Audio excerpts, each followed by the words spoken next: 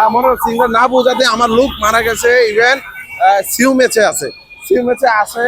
এখন আমি আমার সিগনালে দেখাচ্ছে এই রুট বন্ধ দেখাচ্ছে, হ্যাঁ গুগল ম্যাপে দেখাচ্ছে, জাস্ট এদিকে ঢুকছি। ওনাকে আমি বলছিও যার কাছে আমি যাব, যার লোক মারা গেছে, আমি ওনার কথাও বলছি যে লোক মারা গেছে আপনি মোবাইলে কথা বলেন, তারপর উনি মামলাটা দিয়ে দিল। 1000 টাকা। এই যে আমি আমি ওনাকে আমার ভুল স্বীকার করছি যে এই সিগন্যালের লোকেশনে সিগন্যাল দেখাচ্ছে না, সিগন্যাল দেখাচ্ছে কিন্তু রাস্তা বন্ধ। আমি জাস্ট সামনে 4-5টা গাড়ি যাওয়াতে আমি ভাবছি যে হয়তো এদিক দিয়ে লাইন খোলা, এই ঢোকাতে উনি আমাকে দিয়ে দিচ্ছে। হ্যাঁ, না গুগলে দেখাচ্ছে যে আমার সিগন্যাল এদিকে দেখাচ্ছে, পরে রাস্তা বন্ধ দেখাতে আমি ওই পাশ দিয়ে আর 4-5টা হোন্ডা আসছিল, ওই যে আসে তাদের পিছনে পিছনে আমিও আসছি। এখন আমি যাচ্ছি সিউ ম্যাচে, আমার এক লোকের ওই যে মেয়ে মারা গেছে ওখানে আমি যাচ্ছি, তখন উনি আমাকে মামলাটা দিয়ে দিল।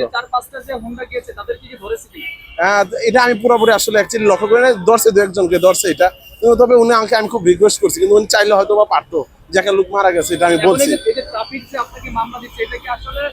না না উনি না না উনি ওনার জায়গায় রাইট, এটা আসলে হ্যাঁ এটা কখনো অস্বীকার না, এটা উনি ওনার জায়গায় রাইট।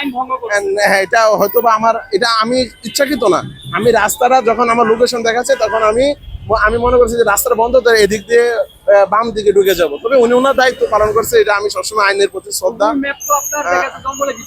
হ্যাঁ, এখন মনে করেন আমি আমি যাচ্ছি, আমার ছিল আর্লি, আমার সেন্সে তৈরি ছিল না, আমার ছিল আর আমি সিএমএসে যাব, আমি সিএমএসে যাব, ওই যে লোক মারা গেছে ওখানে কেউ নেই এই কারণে, তখন ওনাকে আমি বুঝালাম, তারপর উনি বুঝলো না, কথা বলছেন এই আর কি। ঠিক আছে, ওকে ধন্যবাদ।